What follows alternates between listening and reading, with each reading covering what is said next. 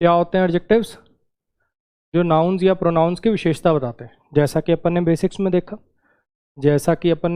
देखा, जैसे अपना प्रोनाउन चैप्टर चला था, ये भी वैसे ही चलेगा। जैसे हमने प्रोनाउन चैप्टर को किया ये भी वैसे ही चलेगा। पहले हम इसकी टाइप्स देखेंगे, टाइप्स पर आने वाले सवाल देखेंगे, फिर इसका मिसलिनियस करेंगे। प्रोनाउन चैप्टर में टाइप्स थोड़ी ज़्यादा टाइम चली थी, मिसलिनियस उसका थोड़ा कंपैरेटिवली छोटा था। और एडजेक्टिव में क्या है, टाइप्स थोड़ी सी हैं लेकिन छोटे छोटे मिसलिनियस में दुनिया जहान के छुटपुट से एक एक लाइन के बहुत सारे कॉन्सेप्ट्स हैं। ठीक है, तो इसका मिसलिनियस थोड़ा लंबा है, लेकिन ओवरऑल कंपैरेटिवली प्रोनाउन की तो अपनी 10 से ज़्यादा क्लासेस गई, क्योंकि उसमें बेसिक्स बहुत ज़्यादा घुसा हुआ था। इसमें उतना नहीं है, मैक्सिमम अपना 3-4 क्लास के अंदर खत्म हो जाएगा। बस ये चीज़ ध्यान रखिएगा, पहली क्लास के पहले सेंटेंस से करना है जी कोर्स। कोई भी ऐसा बच्चा जिसने अभी हाल फिलहाल में एडमिशन लिया हो, डायरेक्ट इस क्लास से देखना प्योर टाइम खराब है। पहली क्लास के पहले सेंटेंस से आपको कोर्स करना है। आ जाइए, याद करिए प्रॉपर एडजेक्टिव क्या होता है जी। प्रॉपर एडजेक्टिव जो प्रॉपर नाउन से बना हो, जो प्रॉपर नाउन से एडजेक्टिव बनाए जाते हैं उनको प्रॉपर एडजेक्टिव कह देते हैं। जैसे फ्रांस किसी देश का नाम है, इससे मैंने बना लिया फ्रेंच। फ्रांस किसी देश का नाम है, इससे मैंने बना लिया फ्रेंच। ठीक, तो अब इसको एडजेक्टिव की तरह से कैसे यूज कर सकते हो? फ्रेंच आर्मी, फ्रेंच किस, French omelette, French books, French actors, French drama. French को मैं एडजेक्टिव की तरह से यूज में ले रहा हूँ, हाँ कि ना। फ्रांस से मैंने फ्रेंच वर्ड बनाया, आगे किसी नाउन की विशेषता बताने के लिए उसको यूज में ले रहा हूँ। सेम ऐसे जर्मनी है, जर्मनी से मैंने बना लिया German, German tanks, German technology, German philosopher. आ रही है बात समझ में? तो ये जो वर्ड है, स्पेन से स्पेनिश बना लिया। महात्मा गांधी पर्सन का नेम है, Gandhian philosophy, Gandhian ideology, Gandhian principles. ऐसे कार्ल मार्क्स आपने नाम सुना होगा, Marxist economy, Marxist ideology, Marxist philosophy. ये सब क्या है? प्रॉपर नाउन है जो एडजेक्टिव की तरह से आप यूज में ले रहे हो। मेरी बात आई समझ में? तो बेसिकली क्या है, प्रॉपर नाउन से हमने डिराइव करके प्रॉपर एडजेक्टिव बना लिया जो आगे किसी नाउन को क्वालिफाई करने के लिए यूज में आ रहा है। क्लियर होगी इतनी बात? इसके बाद कई बार क्या होता है, जैसे हमें ना सबकी बात करनी है तो उसके लिए हम द प्लस एडजेक्टिव से भी स्ट्रक्चर बनाते हैं। जैसे जब कोई बोले द रिच माने अमीर लोग, अब पीपल लिखने की जरूरत नहीं है इसके आगे, द रिच पीपल लिखने की जरूरत नहीं है। द रिच का मतलब ही होता है अमीर लोग। द वीक माने कमजोर लोग, द स्ट्रांग माने बलवान लोग, द पुअर माने गरीब लोग। द प्लस में एडजेक्टिव लिखूं, जनरली क्वालिटेटिव एडजेक्टिव आएगा यहाँ पे, जनरली क्वालिटेटिव एडजेक्टिव आएगा। द प्लस में एडजेक्टिव लिखूं और आगे नाउन ना लिखूं। द प्लस ऐसा नहीं कि नाउन यहाँ आ नहीं सकता, मैंने कहा है कि अगर ना हो, द प्लस एडजेक्टिव हो और अगर आगे नाउन ना हो, अगर नाउन ना हो। मैंने ये नहीं लिखा है, मैंने ये नहीं कहा कि आएगा नहीं, कल को कहीं चल के द फ्रेंच पीपल लिखा हो तुम पीपल को काट दो, द रिच पीपल लिखा हो तुम उसको काट दो, ये नहीं बोला मैंने कहा कि लिखने की जरूरत नहीं है। अगर द रिच लिख दोगे इसका मतलब ही हो गया अमीर लोग, द पुअर माने गरीब लोग, द ब्लाइंड माने अंधे लोग, द वीक माने कमजोर लोग, द ब्रेव माने बहादुर लोग। मेरी बात आई समझ में? एक बार फिर से देखिए, मैंने क्या कहा, मैंने ये कहा कि ये क्या है, अपने प्रॉपर नाउन है। प्रॉपर नाउन से डिराइव करके मैंने क्या बना लिया, एक प्रॉपर एडजेक्टिव बना लिया। ठीक है, ऐसे ही मैं क्या कर सकता हूं, द प्लस में एडजेक्टिव से भी एक नाउन क्रिएट कर सकता हूं। द रिच का मतलब ही होता है द रिच पीपल। अब ये 2-3 टर्म्स होगी और इसकी वजह से थोड़ा कंफ्यूजन क्रिएट होगा। देखना कैसे। अब मैं कहना चाहूं, मान लो एक मैंने वर्ड लिखा फ्रेंच, तो आप सबको पता होगा कि फ्रेंच एक भाषा का नाम भी है, हाँ क्या ना। फ्रेंच अगर एक लैंग्वेज का नाम हो, तो उस केस में ये प्रॉपर नाउन हो जाएगा, यस और नो? फ्रेंच अगर एक लैंग्वेज का नाम हो तो ये प्रॉपर नाउन हो जाएगा, हाँ के ना। French is a very interesting language, French is a very tough language, French is my favourite language, I have to learn French, मुझे फ्रेंच सीखनी है। तो फ्रेंच अगर भाषा का नाम होगा तो प्रॉपर नाउन हो जाएगा, किसी पर्टिकुलर भाषा का नाम होगा, यस और नो? ऐसे ही अगर मैं फ्रेंच को ऐसे यूज में ले लूँ, मान लो मैं ऐसे लिख दूँ, फ्रेंच बुक्स या French technology, French tanks, French कुछ भी आगे लिख दिया, फ्रेंच बुक्स लिख लेता हूँ, फ्रेंच ऑमलेट लिख लेता हूँ, जो भी मैंने लिख दिया मान लो। फ्रेंच बुक्स, फ्रांसीसी किताबें, फ्रेंच हिस्ट्री, और ज़्यादा अच्छा रहेगा। फ्रांस की हिस्ट्री, मान लो मैंने ऐसे लिख दिया फ्रेंच हिस्ट्री। कहाँ की history? French history. French actors, अब ऐसे लिख लिया तो आपको पता ही है नाउन है, और इस बार ये फ्रेंच क्या बना? इस बार ये बन गया प्रॉपर एडजेक्टिव। इतनी बात आई समझ में? ऐसे ही अगर मान लो मैं लिख दूं द फ्रेंच, ऐसे ही अगर मान लो मैं लिख दूं द फ्रेंच, ठीक। अब तुम्हें पता है कि जब फ्रेंच जो प्रॉपर नाउन होता है, भाषा का नाम होता है, उससे पहले तो दा आता नहीं। ऐसे थोड़ी लिखते हैं दा दिल्ली, दा मुंबई, दा राहुल, हाँ के ना? तो इससे पहले दा आ रहा है तो ये वाला तो हो नहीं सकता। और मान लो मैं इसके बाद कोई नाउन भी नहीं लिख रहा, इसके बाद मैं कोई नाउन भी नहीं लिख रहा, the French army, the French, ऐसा कुछ नहीं लिख रहा, मैं फ्रेंच के बाद कोई नाउन भी नहीं लिख रहा, सिर्फ इतना ही लिख के छोड़ रहा हूं। तो अब ये क्या माना जाएगा? इसका मतलब हो जाएगा फ्रांसीसी लोग, हाँ के ना? जैसे द रिच माने अमीर लोग, द पुअर माने गरीब लोग, द वीक माने कमजोर लोग, द ब्रेव माने बहादुर लोग, ऐसे द फ्रेंच माने फ्रांस के लोग, हाँ के ना? This is equal to French people, this is equal to French people, yes और नो, हाँ के ना? इसका मतलब यही निकला। तो इस केस में द फ्रेंच को क्या कहोगे? इस केस में द फ्रेंच को क्या कहोगे? ये कॉमन प्लूरल नाउन है। कॉमन क्यों? क्योंकि सबके लिए यूज करा जा सकता है, पूरे फ्रांस के लिए यूज कर रहे हो आप इसको। प्लूरल क्यों? क्योंकि एक से ज्यादा की बात कर रहा है। एक कॉमन प्लूरल नाउन का निर्माण हो गया। अब देखो तीनों जगह, यहां भी वर्ड फ्रेंच लिखा है, यहां भी फ्रेंच लिखा है, यहां भी फ्रेंच लिखा है, लेकिन तीनों का अलग अलग मीनिंग है, तीनों अलग अलग जगह यूज होंगे, हाँ के ना? फ्रेंच प्रॉपर नाउन भी हो सकता है जब वो भाषा का नाम हो, फ्रेंच एडजेक्टिव भी हो सकता है जब आगे कोई नाउन लिखा हो, और अगर आगे कोई नाउन ना हो और पीछे द आर्टिकल आ जाए तो द फ्रेंच का मतलब फ्रांसीसी लोग भी हो सकता है। इसी से कंफ्यूजन होता है। देखिए पीछे मैंने क्या बोला, प्रॉपर नाउन से मैंने प्रॉपर एडजेक्टिव बना लिए, ठीक है। लेकिन अब गांधीयन तो कोई लैंग्वेज है नहीं, मार्क्सिस्ट तो कोई लैंग्वेज है नहीं, तो इसमें तो वो कंफ्यूजन होगी नहीं। लेकिन ये फ्रेंच, जर्मन, स्पेनिश, ये तो लैंग्वेज के नाम भी तो हैं। फ्रेंच, जर्मन, स्पेनिश के लैंग्वेज के नाम भी तो हैं। तो यानी ये प्रॉपर एडजेक्टिव भी हो सकते हैं, लैंग्वेज का नाम भी हो सकते हैं। और अगर जैसे मैं द रिच माने अमीर लोग, द पुअर माने गरीब लोग, इस कॉन्सेप्ट से द फ्रेंच लिख लूँ, द जर्मन लिख लूँ, द स्पेनिश लिख लूँ, तो इसका मतलब फ्रांसीसी लोग, जर्मन लोग, स्पेनिश लोग भी निकल सकता है। तो तीन टर्म हो गई, तो कंफ्यूजन क्रिएट होगी, कंफ्यूजन क्रिएट होगी तो एरर आने के चांसेस बनेंगे। आइए देखिए, ये तीन सेंटेंसेज है, मैं भी कराऊंगा। पहले अगर आप ट्राई करेंगे, अपने आप से हो जाएगा तो अलग ही मजा होगा। कॉन्सेप्ट वही है जो मैंने लिख दिया है। देखो, फ्रेंच प्रॉपर नाउन भी होता है जब ये लैंग्वेज का नाम है, फ्रेंच एडजेक्टिव भी हो सकता है, द फ्रेंच लगा के कॉमन प्लूरल नाउन भी बन सकता है। डिपेंड करता है कि आपको कैसा मीनिंग चाहिए, आप कैसे यूज करना चाहते हो। अपने आप ट्राई करिए पहले।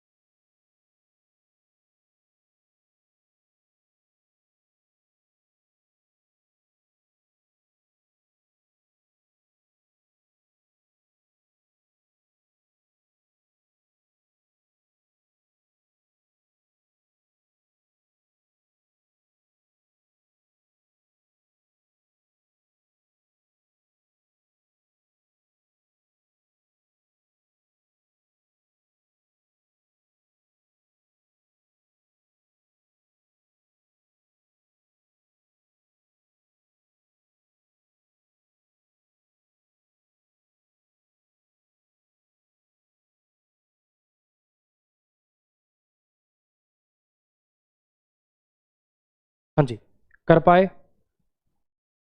पहले सेंटेंस में लिखा the French is the mother tongue of French.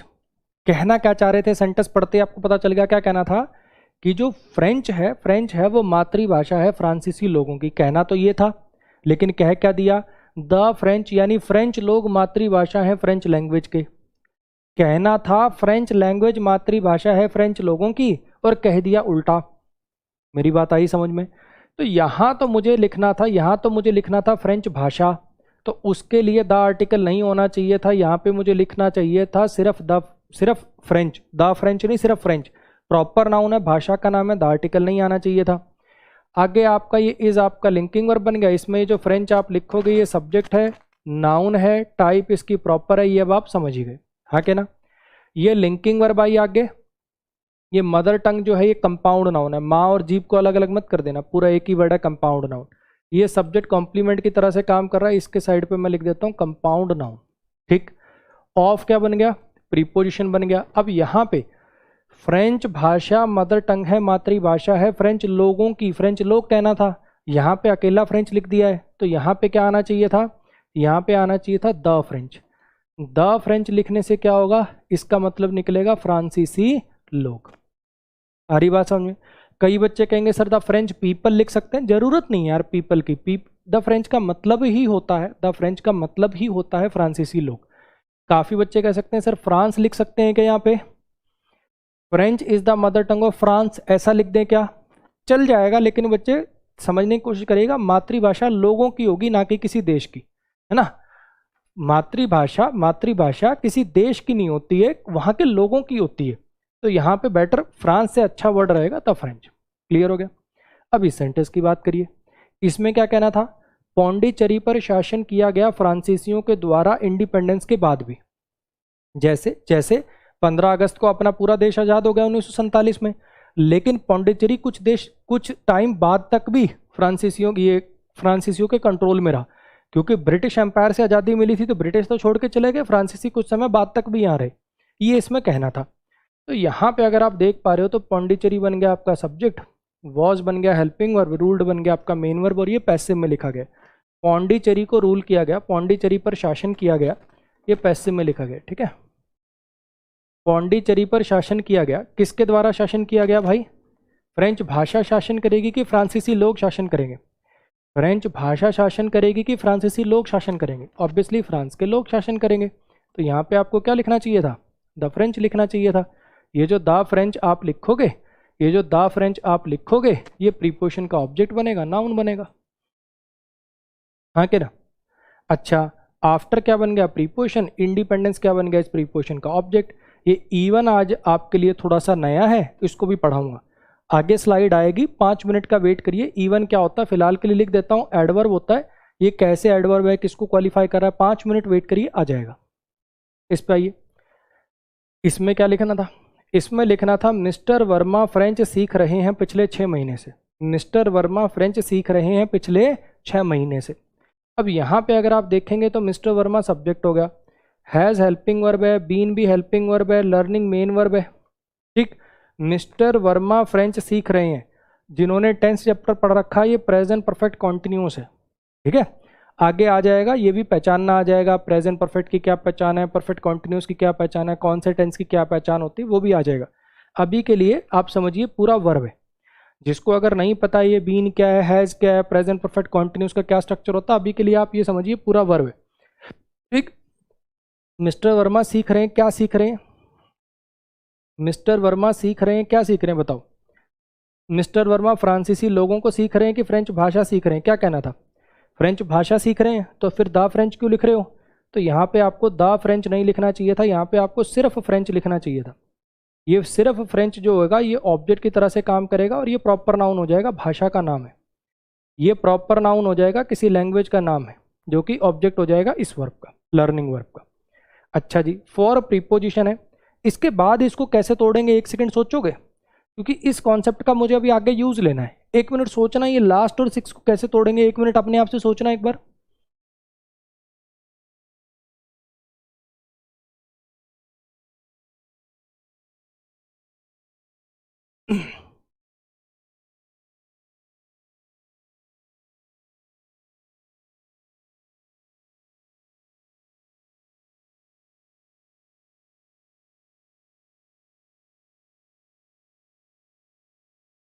हाँ जी, तो मिस्टर वर्मा फ्रेंच सीख रहे हैं तो हमने कर लिया, पिछले 6 महीने से, और प्रीपोजिशन का ऑब्जेक्ट कौन बनेगा, ये मंथ्स बनेगा, मंथ्स, ये तो प्रीपोजिशन का ऑब्जेक्ट बन गया, नाउन बन गया, हाँ के ना।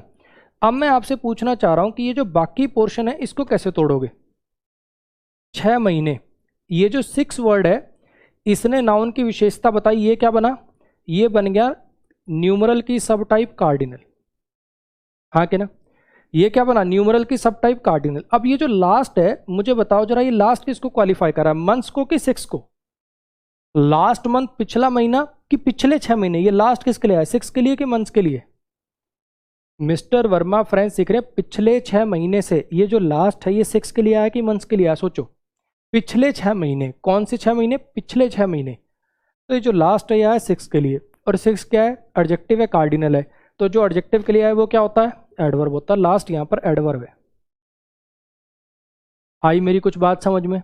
लास्ट शब्द जो है ये एडजेक्टिव भी हो सकता है, एडवर्ब भी हो सकता है, डिपेंड करेगा सेंटेंस पे। अगर मैं कहूँ this is my last lecture, ये मेरा लास्ट लेक्चर है, तो लेक्चर को मैंने लास्ट को लगाया लेक्चर से पहले, यानी नाउन से पहले, तो उस केस में एडजेक्टिव बन गया, हाँ कि ना। This is his last match, ये उसका लास्ट मैच है, तो लास्ट वर्ड एडजेक्टिव भी हो सकता है, एडवर्ब भी हो सकता है, डिपेंड करता है सेंटेंस के ऊपर, हाँ कि ना। यहाँ पे जो लास्ट है ये क्वालिफाई कर रहा था 6 को, यहाँ पे लास्ट क्वालिफाई कर रहा था 6 को, इसलिए ये क्या बन गया, इसलिए एडवर्ब बन गया। क्लियर होगी इतनी बात? तो इन 3 सेंटेंसेस से हमने सीखा कि फ्रेंच कब लगाना है, मतलब फ्रेंच एडजेक्टिव कब बनेगा, फ्रेंच नाउन कब बनेगा, द फ्रेंच कब लगाना है, ये सारी बातें हमने इन 3 सेंटेंसेस के थ्रू देखी। एक बार फिर से नज़र मार लीजिए किसमें क्या आया, फिर आगे बढ़ते हैं। 30 सेकंड देखो, एक बार दोबारा माइंड में रिवाइज करो।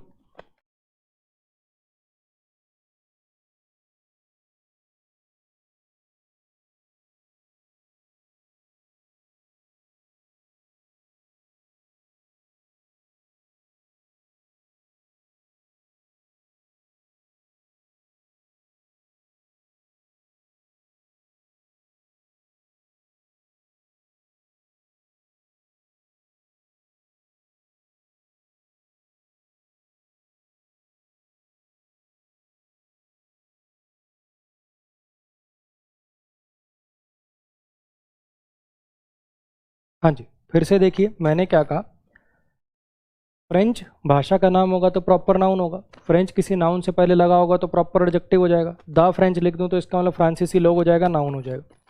पहले सेंटेंस में मीनिंग देना था कि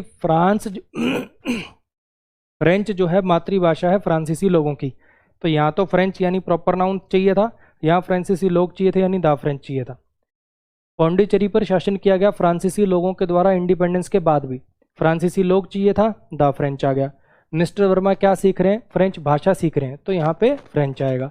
आगे जो एक्स्ट्रा बात मैंने बोली वो मैंने कहा, जब आप लिखते हो लास्ट 6 मंथ, पिछले 6 महीने से, तो ये जो लास्ट है ये कोई एडजेक्टिव नहीं है यहाँ पे। यहाँ पे क्या बना, यहाँ पे क्या बना, एडवर्ब बना 6 के लिए, और 6 क्या है, एडजेक्टिव है नाउन के लिए, पिछले 6 महीने। 6 ने क्वालिफाई किया मंथ्स को, जो नाउन को क्वालिफाई करे वो एडजेक्टिव होते हैं, जो एडजेक्टिव को क्वालिफाई करे वो एडवर्ब होते हैं। क्लियर हुई इतनी बात? नेक्स्ट बात देखिए, इन दोनों सेंटेंसेस को देखो जरा, इन दोनों सेंटेंसेस को देखने की कोशिश करो। अब इसमें आपको फिर से वही फंडा, द पुअर माने गरीब लोग, द वीक माने कमजोर लोग, द ब्रेव माने बहादुर लोग, वही वाला फंडा है, ठीक है। थोड़ा सा एक बार आप अपने आप चेक करो, अपने आप हो जाए तो बहुत अच्छी बात, फिर मैं कराता हूं, करो ट्राई एक बार।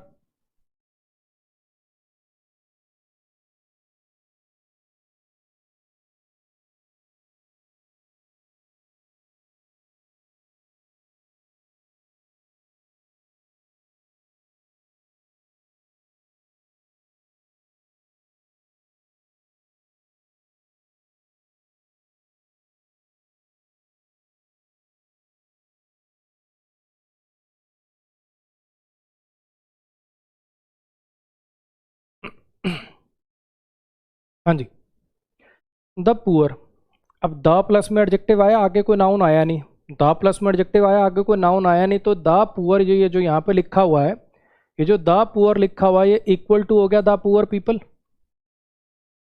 हाँ क्या, ये इक्वल टू हो गया द पुअर पीपल के, इसका मीनिंग क्या हो गया, द पुअर पीपल वाला ही मीनिंग हो गया इसका।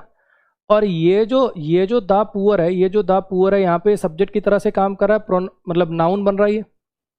अरे बोलो, मैं ना इसको हटा देता हूँ, वरना काफ़ी बच्चे जो है नोट्स बनाते समय क्या करेंगे, सोचेंगे सर ने इसको द पुअर को कटवा के द पुअर पीपल लिखवाया था। अरे भैया, इसका मतलब ही द पुअर पीपल हो गया। द प्लस में एडजेक्टिव लिख दो और आगे नाउन ना लिखो, द प्लस में क्वालिटेटिव एडजेक्टिव लिख दूँ और आगे नाउन ना लिखूँ, तो इसका मतलब ही हो जाता है वो नाउन अंडरस्टूड हो गया, द पुअर पीपल ही मतलब है इसका। क्लियर हुई इतनी बात? अब यहाँ पे अगर आप देख पा रहे हो, ये आपका सब्जेक्ट बन गया, नाउन बन गया। ये जो हु से लेकर यहाँ तक की बात है। ये एक एडजेक्टिवल क्लॉज लिखी आपने, गरीब लोग जो गरीबी रेखा के नीचे रहते हैं, वो वाले गरीब लोग जो पॉवर्टी लाइन से भी नीचे रहते हैं, वो गरीब लोग जो पॉवर्टी लाइन से नीचे रहते हैं। अब ये हु क्या बन गया, सब्जेक्ट बन गया, ठीक है, इस वाले क्लॉज में सब्जेक्ट बन गया, द पुअर को रेफर कर रहा है। अब वो सारी बातें आगे आपको पता ही है कि भैया रिलेटिव प्रोनाउन है, सब्जेक्ट प्लस में कंजंक्शन की तरह से काम कर रहा है, ये वर्ब हो गया, बिलो प्रीपोजिशन हो गया, पॉवर्टी लाइन गरीबी रेखा, इन दोनों को अलग अलग मत कर देना, कंपाउंड नाउन है, ये इसका ऑब्जेक्ट हो गया। क्लियर है। वो गरीब लोग जो गरीबी रेखा के नीचे रहते हैं अक्सर निगलेक्ट कर दिए जाते हैं सरकार के द्वारा। गरीब लोग जो गरीबी रेखा के नीचे रहते हैं अक्सर निगलेक्ट कर दिए जाते हैं सरकार के द्वारा। अब वो जो द पुअर है उसकी वर्ब है, ये तो एडजेक्टिवल क्लॉज है ना, द पुअर की वर्ब है ये तो। ऐसे स्ट्रक्चर हमने प्रोनाउन में दुनिया जान के देखे। तो यहाँ पे अगर आप ये देख पा रहे हो, ये हेल्पिंग वर्ब बनेगा, ये ऑफन आपका एडवर्ब बनेगा और ये आपका मेन वर्ब बनेगा। हाँ के ना, अरे बोलो। तो यहाँ पे द पुअर के हिसाब से द पुअर माने सब गरीब लोगों की बात हो रही है, कोई एक आदमी की बात तो हो नहीं रही। तो यहाँ पे वर्ब कैसी आएगी, प्लूरल आएगी, आर आएगा। ये आप इतना देख के समझ गए होगे कि ये पैसिव में लिखा गया था, वी की फॉर्म प्लस V3 था, पैसिव में लिखा गया था। और बाय से भी हिंट मिल रहा है आपको पैसिव का, बाय प्रीपोजिशन और गवर्नमेंट इस प्रीपोजिशन का ऑब्जेक्ट। बोलो जी, क्लियर हो गई इतनी बात। हाँ जी, the poor man who could not repay the loan was arrested. The poor man who could not repay the loan was arrested. वो गरीब आदमी जो लोन रिपे नहीं कर पाया था उसे अरेस्ट कर लिया गया। वो गरीब आदमी जो लोन रिपे नहीं कर पाया था उसे अरेस्ट कर लिया गया। अब यहाँ पे काफ़ी बच्चों को ऐसा लगता है अच्छा द पुअर आ गया तो वर्ब प्लूरल कर देता हूँ। अरे देख तो ले, इस बार द पुअर के बाद क्या आ गया, ये पूरे सारी दुनिया के गरीबों की बात कर रहा है कि किसी पर्टिकुलर आदमी की बात कर रहा है। अगर तुम आगे नाउन लिख दोगे, अब इसका मतलब वो सारे गरीब लोग थोड़ी रहा। अब तो ये वापस अपना जैसे दुनिया पहले चली आ रही थी वो बन गया। ये द क्या बन गया, आर्टिकल बन गया। पुअर आपका क्वालिटेटिव एडजेक्टिव बन गया। मैन आपका सब्जेक्ट बन गया। ये हु से लेकर यहाँ तक का ये आपका एडजेक्टिवल क्लॉज बन गया, जिसमें हु आपका सब्जेक्ट है, प्लस में कंजंक्शन है, कुड आपका हेल्पिंग वर्ब है, नॉट आपका एडवर्ब ऑफ नेगेशन है, रिपे मेन वर्ब है, लोन इसका ऑब्जेक्ट है। और ये जो वर्ब है अब ये आएगी उस मैन के हिसाब से, यानी वर्ब सिंगुलर आएगी। वॉज हेल्पिंग वर्ब है, अरेस्टेड मेन वर्ब है, और ये पैसिव में लिखा गया है। बाय पुलिस लिखने की जरूरत नहीं होती क्योंकि पैसिव के अंदर ये काम जो है अरेस्ट करने का पुलिस ही करती है। और ये वाक्य आपका नो एरर था। क्लियर हुआ। ये बात आपको यही समझाने के लिए किया कि ऐसे रट मत लेना कि द पुअर लिखा हो तो वर्ब प्लूरल आएगी, द रिच लिखा हो तो प्लूरल आएगी। देख लेना कहीं आगे नाउन तो नहीं दिया हुआ। द पुअर के साथ वर्ब प्लूरल आएगी कब, जब आगे कोई नाउन ना हो। द पुअर का मतलब सब गरीब लोग, द रिच मतलब सब अमीर लोग, द ब्रेव मतलब सब बहादुर लोग, द ब्लाइंड मतलब सब अंधे लोग। अगर सबकी बात करोगे तब वर्ब प्लूरल आएगी। अगर भैया यहाँ पे एक ही बंदा है, कोई पर्टिकुलर एक पर्सन की बात कर रहे हो, तो उस केस में तो रियल सब्जेक्ट के अनुसार ही वर्ब आएगी ना। अब ये मैन सिंगुलर है तो वर्ब सिंगुलर आ गई। आओ, हमने बेसिक्स में देखा था, हमने बेसिक्स के अंदर देखा था, क्या देखा था कि एडवर्ब क्या काम करता है। एडवर्ब किसी वर्ब को क्वालिफाई करता है, किसी एडजेक्टिव को क्वालिफाई करता है, या किसी दूसरे एडवर्ब को क्वालिफाई करता है, ये देखा था हमने एडवर्ब के कुछ बेसिक काम देखे थे। आज थोड़े से और भी पढ़ेंगे। एडवर्ब और भी काम कर लेता है, ठीक है। एडवर्ब जो है किसी प्रीपोजिशन को भी क्वालिफाई कर लेता है, कंजंक्शन को भी क्वालिफाई करता है, या पूरे के पूरे क्लॉज को या कह लो पूरे के पूरे सेंटेंस को भी क्वालिफाई कर सकता है। ठीक, एक ट्राई आप अपने आप दोगे फिर मैं कराऊंगा। अपने आप करने का जो मजा होता है ना, और इसमें कोई रॉकेट साइंस नहीं बच्चे, बेसिक के दम पे आप इसको उड़ा सकते हो, मुझे पूरा भरोसा है आप पे। ये 3 सेंटेंसेज है, इनकी धज्जियां उड़ा दो, आप खुद ही समझ जाओगे कि ये जस्ट किसको क्वालिफाई कर रहा है, एग्जैक्टली किसको क्वालिफाई कर रहा है, और ये फॉर्चुनेटली किसको क्वालिफाई कर रहा है। एक बार मेरे कहने से आप ट्राई करो, होगा आपसे, फिर मैं कराता हूं। करो ट्राई।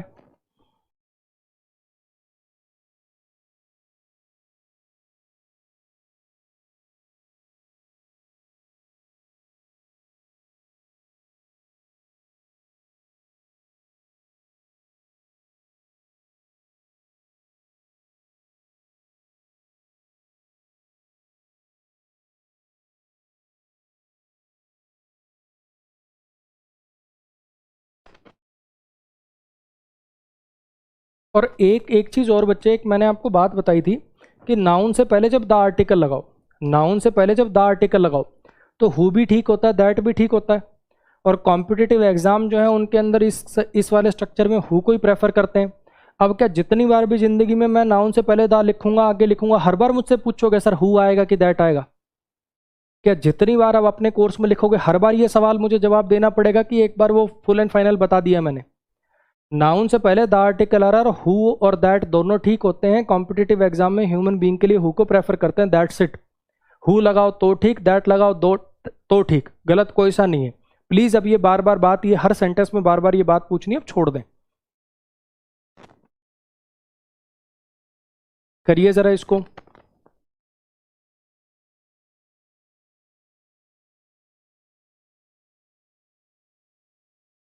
आ जाओ जी, कर लिया। आइए। दे हिट राजेश, उन्होंने राजेश को हिट किया। दे सब्जेक्ट है, हिट वर्ब है, राजेश इसका ऑब्जेक्ट है। उन्होंने राजेश को हिट किया, उन्होंने राजेश को हिट किया जस्ट बिलो हिज नी। इसको दो तरीके से समझ सकते हो, ठीक है? इसको दो तरीके से समझ सकते हो। या तो ऐसे समझ लो कि बिलो प्रीपोजिशन है, नी इस प्रीपोजिशन का ऑब्जेक्ट है, हिज पजेसिव एडजेक्टिव है। या तो ऐसे समझ लो कि जो कुछ एडवर्ब होती हैं, बेसिकली एडवर्ब जो है वो प्रीपोजिशन कंजंक्शन को भी क्वालिफाई कर सकती है। उन्होंने राजेश को हिट किया कहाँ पे? ठीक नीचे उसके घुटने के, ठीक नीचे उसके घुटने के, जस्ट बिलो। जस्ट ने क्वालिफाई किया बिलो को, जस्ट ने क्वालिफाई किया बिलो को। तो प्रीपोजिशन को जो क्वालिफाई करे ठीक नीचे, जस्ट बिलो, जो प्रीपोजिशन को क्वालिफाई करे उसको भी एडवर्ब कहते हैं। या तो ऐसे समझ लो, नहीं तो ऐसे समझ लो कि ये बिलो प्लस में हिज नी, ये एडवर्बियल फ्रेज बना रहा है, adverbial phrase of place hit के लिए। ये जो बिलो हिज नी है, क्या ये एडवर्बियल फ्रेज ऑफ प्लेस है इस वर्ब के लिए, हिट के लिए? हाँ कि ना? और जो एडवर्ब को क्वालिफाई करे उनको खुद भी क्या कहते हैं? एडवर्ब। कहाँ हिट किया उन्होंने? ठीक उसके घुटने के नीचे। तो या तो ऐसे समझ लो कि जस्ट बिलो को क्वालिफाई कर रहा है, या ऐसे समझ लो कि जस्ट इस फ्रेज को क्वालिफाई कर रहा है और जो एडवर्ब को क्वालिफाई करे वो खुद भी एडवर्ब होता है। दोनों में से किसी भी तरीके से समझ लो, ये एडवर्ब बन जाएगा। बोलो जी, क्लियर हो गया? He was hit by a bike exactly when he picked her call. उसे एक बाइक ने टक्कर मार दी, उसे एक बाइक ने टक्कर मार दी ठीक उसी समय जब उसने उसका फोन उठाया। उसे एक बाइक ने टक्कर मार दी ठीक उसी समय जब उसने उसका फोन उठाया। अब इसको भी दो तरीके से समझ सकते हो। या तो ऐसे समझ लो, ही सब्जेक्ट है, वॉज हेल्पिंग वर्ब है, हिट मेन वर्ब, और ये पैसिव के अंदर लिखा गया। उसको एक बाइक के द्वारा टक्कर मार दी गई, उसको एक बाइक के द्वारा टक्कर मार दी गई। कब? ठीक उस समय जब उसने उसका फोन उठाया। तो व्हेन आपका कंजंक्शन हो गया। ही सब्जेक्ट है, पिक्ड वर्ब है, कॉल इसका ऑब्जेक्ट है। कॉल यहाँ पे नाउन है भाई, वर्ब नहीं है, ध्यान दो। अब या तो ऐसा समझ लो एग्जैक्टली व्हेन, ठीक उसी समय, ठीक उसी समय जब उसने उसकी कॉल उठाई। या तो ऐसा कह लो कि एग्जैक्टली ने व्हेन को क्वालिफाई किया, या तो ऐसे समझ लो, या फिर ऐसे समझ लो कि ये जो पूरा का पूरा क्लॉज है, क्या ये एडवर्बियल क्लॉज ऑफ टाइम है, येस और नो? और जो एडवर्ब को क्वालिफाई करे खुद भी क्या हो जाते हैं? एडवर्ब हो जाते हैं। ऐसे समझ लो। या तो ऐसा समझ लो कि ये कंजंक्शन को क्वालिफाई करा, या ऐसा समझ लो ये टाइम को बताने वाले एडवर्बियल क्लॉज को क्वालिफाई करा। दोनों लॉजिक से एडवर्ब भी निकलेगा। इस पर जाइए। खुशकिस्मती से वो प्रेजेंट नहीं था वहां पे एक्सीडेंट के समय, वो उस एक्सीडेंट के समय वहां प्रेजेंट नहीं था। ही सब्जेक्ट है, वॉज लिंकिंग वर्ब है, ये एडवर्ब है, प्रेजेंट एडजेक्टिव है जो सब्जेक्ट कॉम्प्लीमेंट की तरह से काम कर रहा है। देयर एडवर्ब है प्लेस वाला, एड प्रीपोजिशन है, टाइम इस प्रीपोजिशन का ऑब्जेक्ट है, ऑफ प्रीपोजिशन है, एक्सीडेंट इस प्रीपोजिशन का ऑब्जेक्ट है, और दैट यहाँ पर डेमोन्स्ट्रेटिव एडजेक्टिव है। अब यहाँ पर ये जो फॉर्चुनेटली है, यहाँ पर ये जो फॉर्चुनेटली किसी एक वर्ड को क्वालिफाई नहीं कर रहा, इस पूरी बात को क्वालिफाई कर रहा है। खुशकिस्मती से वो एक्सीडेंट के टाइम पे वहाँ पे नहीं था। इनको बोलते हैं सेंटेंस एडवर्ब। डिक्शनरी में आप फॉर्चुनेटली को जब टाइप करेंगे, मेरी कोई भी यूट्यूब की वीडियो चलाओगे उसके डिस्क्रिप्शन में आपको लॉन्गमैन डिक्शनरी का लिंक मिलेगा, उसको आप इंस्टॉल कर लीजिएगा। फॉर्चुनेटली को जब टाइप करेंगे तो ऊपर ब्लू कलर से लिखा दिखेगा सेंटेंस एडवर्ब। ये वर्ड जनरली सेंटेंस के शुरू में लगाए जाते हैं, इनके बाद आपको कोई कॉमा नजर आएगा, और ये किसी एक सिंगल वर्ड को नहीं बल्कि पूरे के पूरे क्लॉज को, पूरे के पूरे सेंटेंस को आपको क्वालिफाई करते हुए नजर आएंगे। इनको बोलते हैं जी सेंटेंस एडवर्ब। इनको बोलते हैं जी सेंटेंस एडवर्ब।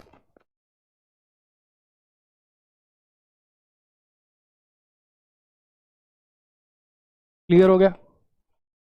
ये कोई एडजेक्टिव चैप्टर से इसका लेना देना नहीं है, ये खाली उसमें मैंने इवन वर्ड लिख दिया तो उसके बारे में आपको ये मैंने कुछ बेसिक्स बातें और बताई हैं कि एडवर्ब की वो तो बेसिक काम थे। वर्ब को क्वालिफाई करना, एडजेक्टिव क्वालिफाई करना, दूसरे एडवर्ब को क्वालिफाई करना, वर्ब एडवर्ब उसके अलावा ये सब काम भी कर लेता है। आप इसमें या तो ऐसा समझ लें कि ये प्रीपोजिशन क्वालिफाई कर रहा है कंजंक्शन को, या फिर ऐसा समझ लें कि ये एक एडवर्बियल फ्रेज क्लॉज को क्वालिफाई कर रहा है, और ये तो पूरे सेंटेंस को क्वालिफाई कर ही रहा है, वो आपको दिख ही रहा है। तो एडवर्ब के आज कुछ और काम हमने देखे। क्लियर हो गया? नेक्स्ट पे आइए। आपको याद होगा न्यूमरल एडजेक्टिव्स बेसिक्स में कराए थे मैंने।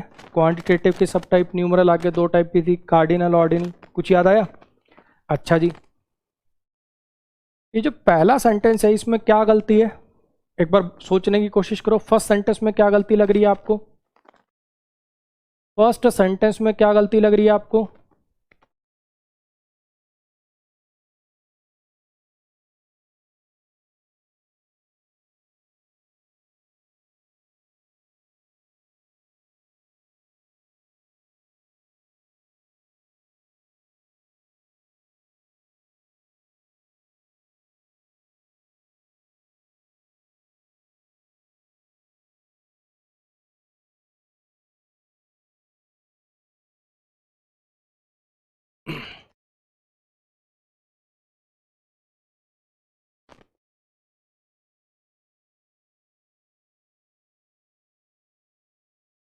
हाँ जी, I have solve 5 first questions of this exercise.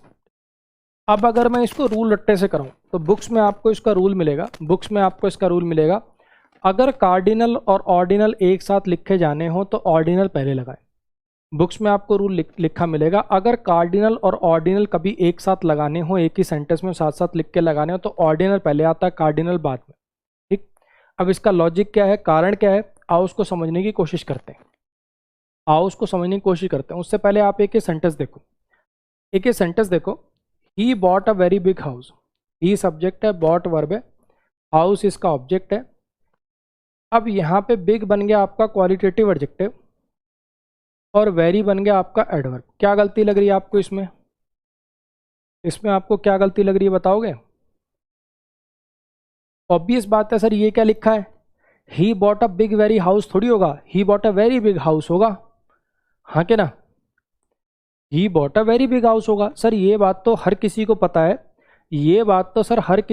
है, कि नाउन को क्वालिफाई कराना हो तो जनरली उससे पहले एडजेक्टिव लगते हैं, और इस एडजेक्टिव को भी क्वालिफाई कराना तो एडवर्ब यहाँ लगता है।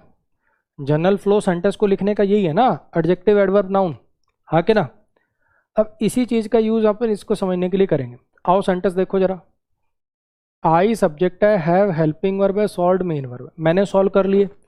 अगर मैं कहूँ, एक तो सीधा कहूँ मैंने 5 क्वेश्चन सॉल्व कर लिए, तो वो 5 तो कोई भी हो सकता ना यार, 2 number, 5 number, 12 number, 19 number, 23 number. अगर मैं कहूँ मैंने इस एक्सरसाइज के 5 क्वेश्चन सॉल्व कर लिए, तो 5 लिखने से तो पता ही नहीं चला, कोई भी 5 हो सकते हैं वो तो, है ना। लेकिन अगर मैं लिख दूँ पहले 5 क्वेश्चन सॉल्व किए, मैंने फर्स्ट 5 क्वेश्चन सॉल्व किए, तो इसका मतलब 1 2 3 4 5 नंबर सॉल्व किए। हाँ कि ना, दोनों में डिफरेंस क्लियर हो गया। अच्छा, अब मैं अगर आपको कह रहा हूँ इस एक्सरसाइज के और preposition exercise object this demonstrative adjective. अब आओ यहाँ पे, मैंने सॉल्व किया क्वेश्चन सॉल्व किए, तो ये क्या होगा जी, आपका ऑब्जेक्ट हो गया, नाउन होगा। अब इन दोनों शब्दों पे थोड़ा सा नजर मारो, 5 क्वेश्चंस 5 क्वेश्चंस 5 क्वेश्चंस 5 क्वेश्चंस, ये 5 वर्ड तो आया है क्वेश्चंस के लिए, यानी एक एडजेक्टिव है। ये फर्स्ट किसके लिए आया है, फर्स्ट क्वेश्चंस के लिए आया कि फर्स्ट 5 के लिए आया है? ये सोचो थोड़ा सा एक बार, ये जो फर्स्ट वर्ड है ये क्वेश्चंस के लिए आया कि 5 के लिए आया? फर्स्ट क्वेश्चंस कि फर्स्ट 5, पहले 5 क्वेश्चंस, बोलो। ये जो बात मैंने आपको यहां पढ़ाई थी ना, मैंने कहा था इसको मैं अभी आगे यूज लूंगा, ये याद आ रही है? पिछले 6 महीने लास्ट यहाँ एडजेक्टिव नहीं था, लास्ट ने 6 को क्वालिफाई किया तो एडवर्ब बना था। यही बिल्कुल डिट्टो चीज यहां पर है। मैंने कहा कि मैंने सॉल्व कर लिए पहले 5 क्वेश्चंस, ये जो फर्स्ट है ना, ये यहाँ एडजेक्टिव नहीं भैया, एडवर्ब है। फर्स्ट एडजेक्टिव भी हो सकता है, एडवर्ब भी हो सकता है, सेंटेंस पर डिपेंडेंट होता है। अगर मैं कहूँ this is my first lecture, noun को क्वालिफाई करूंगा तो एडजेक्टिव हो जाएगा। अगर मैं कहूँ आई केम हेयर फर्स्ट, मैं यहाँ सबसे पहले आया, तो एडवर्ब हो गया, एडवर्ब ऑफ टाइम हो गया।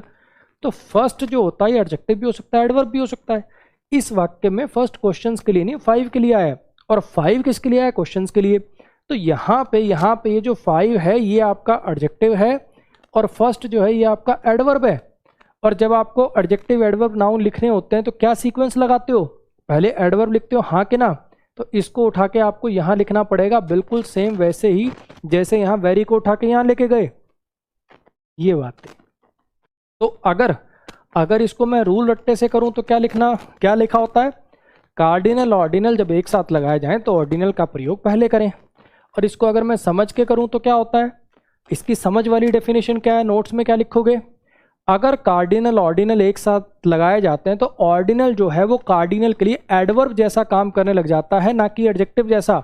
और ये एडवर्ब जैसा काम कर रहा है, इसलिए इसको एडजेक्टिव से पहले लगाना पड़ा। ये इसका लॉजिकल आंसर है। समझ में आया? फिर से देखिए, मैंने सॉल्व कर लिए पहले 5 सवाल। ये जो पहले वर्ड है ये 5 के लिए आया, और 5 आया क्वेश्चंस के लिए। जो नाउन के लिए आया वो एडजेक्टिव है, जो एडजेक्टिव के लिए आया वो एडवर्ब है। और क्या पोजीशन होगी एडवर्ब की इस केस में? ऑब्वियसली एडजेक्टिव से पहले। इतनी सी बात थी, क्लियर हो गया? दूसरी बात, ऑर्डिनल से पहले द आर्टिकल का यूज करते हैं। ऑर्डिनल से पहले द आर्टिकल का यूज करते हैं। अब ये भी कोई रटने वाली बात नहीं है। जब आप लिखते हो first, second, third, fourth, fifth, sixth, last, तो क्या होता है? जिस नाउन के लिए लगा रहे वो नाउन डेफिनेट हो गया, हाँ क्या ना? ये मेरा पहला लेक्चर है, ये दूसरा लेक्चर है, तीसरा लेक्चर है, तो वो तो कोई पर्टिकुलर होगा ना। ऐसा तो है नहीं कि हर लेक्चर को दूसरा लेक्चर कह सकता हूँ। मेरी बात आ रही हो समझ में? तो यहाँ पे जब आप सेकंड आपने लगा दिया, तुम सेकंड पर्सन हो जिसको ये प्रेस्टिजियस अवार्ड मिलेगा, तुम वो दूसरे व्यक्ति हो जिसको ये प्रेस्टिजियस अवार्ड मिलेगा। तो यहाँ पे ये पर्टिकुलर हो गया, तो यहाँ पे आपको क्या लिख लेना चाहिए? द लिख लेना चाहिए। You are the second person, you are the second person, तुम दूसरे व्यक्ति हो। यहाँ पर हु भी ठीक है, दैट भी ठीक है। अगर दैट लिखा होता तो बेहतर रहता। हु भी ठीक है, दैट भी ठीक है, दैट लिखा होता तो बेहतर होता, क्योंकि सेकंड है। लेकिन ये प्रीवियस ईयर पेपर का ही सवाल है, इसमें हु ही लिखा हुआ आया था, तो इसको अपन वीक एरर मान लेंगे। ये हु दैट वाली गलती अपन निकाल लेंगे नहीं। ये लिखा हुआ ये भी ठीक है, दैट लिखा होता बेहतर होता सेकंड की वजह से, क्योंकि सेकंड लिखने से कोई बिल्कुल ही पर्टिकुलर पर्सन हो गया। फिर बता रहा हूँ, हु लिखा हो तो ठीक, दैट लिखा हो तो ठीक। इससे अब अपना ध्यान हटाएं, उस दुनिया से बाहर आए। प्रोनाउन चैप्टर अब खत्म हो चुका है, अब इस पे फोकस करें कि सेकंड लिखने से पर्सन क्या होगा? स्पेसिफिक हो गया, इसलिए यहाँ पे द आर्टिकल का यूज कर दिया अपन ने। अब आइए इस पे, ये मेरी सेकंड सेंचुरी है इस टूर्नामेंट की, ये मेरी सेकंड सेंचुरी है इस टूर्नामेंट की। अब मुझे इस बात का जवाब दीजिए कि सेकंड लगा होने के बावजूद इस सेंचुरी से पहले यहाँ पर द आर्टिकल क्यों नहीं आया? जब आप कहते हो this is my second century in this tournament, तो यहाँ पर सेंचुरी के साथ ये सेकंड लिखा हुआ और सेकंड ऑर्डिनल है। यहाँ सेकंड लगाया तो द आर्टिकल आया, यहाँ सेकंड लगाया तो द आर्टिकल नहीं आया। ऐसा क्यों? ऐसा क्यों?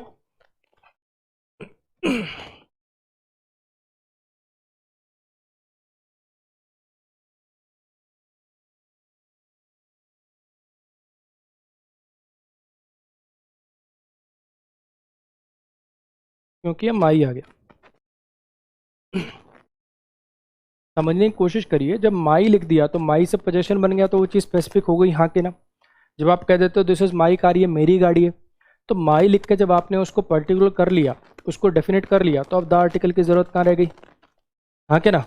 तो ये वैसे कॉमन सेंस की बात है कि अगर दोनों में से एक ही चीज़ आएगी, या तो आर्टिकल्स आएंगे या पजेसिव एडजेक्टिव्स आएंगे, क्योंकि पजेसिव एडजेक्टिव पोजेशन बना के उस चीज़ को पर्टिकुलर करते हैं, और आर्टिकल भी वैसा ही कुछ काम करते हैं। या तो आर्टिकल जनरलाइज करते हैं, डेफिनेट करते हैं। अब ऑब्वियस बात है, देखो ये जो बात मैं लिख रहा हूँ ये मतलब वो रॉकेट साइंस नहीं है, लेकिन एक छोटी सी बात मुझे ज़रा समझने की कोशिश करिए। मैं आपसे ये कहना चाहता हूँ कि ये दोनों चीज़ें कभी साथ में नहीं आ सकती, आर्टिकल्स और पजेसिव एडजेक्टिव्स, ये दोनों चीज़ें कभी साथ नहीं आ सकती। सोचो जरा एक बार, ये दोनों कभी साथ नहीं आ सकती। ऑब्वियस बात है, जब मैंने लिख दिया मेरी गाड़ी, तो वो जनरल गाड़ी नहीं हो सकती, ए एन तो आ ही नहीं सकता। और जब मैं मेरी गाड़ी करके स्पेसिफिक कर चुका हूँ, तो अब दा की क्या जरूरत पड़ रही है? मेरी बात आई समझ में? तो पजेसिव एडजेक्टिव अगर लग चुका तो आर्टिकल कभी नहीं आ सकता, ये कॉमन सेंस की बात है। क्लियर है? नेक्स्ट बात है, अब यहाँ एक छोटी सी टर्म है, यहाँ एक छोटी सी टर्म है डिटर्मिनर्स, उसको और देख लेते हैं, उसको और देख लेते हैं। कुछ नहीं है बच्चे, जैसे होता है ना वेले लोग कुछ कुछ सोचते रहते हैं कि यार ये कर लेते हैं, ये कर लेते हैं, कुछ ऐसा कर ले कि हमारा भी नाम हो जाए। तो ऐसे कुछ वेले ग्रामेरियंस थे, ऐसे कुछ वेले ग्रामेरियंस थे। अगर कोई पूछेगा पार्ट्स ऑफ स्पीच कितने होते हैं, तो 95% लोग कहेंगे जी 8 होते हैं। Noun, pronoun, verb, adjective, adverb, preposition, conjunction, interjection. ठीक है। अब कुछ वेले लोग थे, उन्होंने सोचा कि यार ये तो बना के चले गए, अगर इसी को मानते रहेंगे तो हमारा कैसे हिस्ट्री में नाम आएगा। फिर उन्होंने क्या करा, कुछ नई नई टर्म बनानी शुरू कर दी। रोज बैठ के एक नई टर्म बनाते थे। ठीक है। उन्होंने क्या कहा, अच्छा एक काम करते हैं, ये जो एडजेक्टिव है ना, इनको 2 पार्ट में बांट लेते हैं। एक को तो बोल देंगे डिटर्मिनर्स और एक को बोल देंगे नॉर्मल एडजेक्टिव्स। ठीक।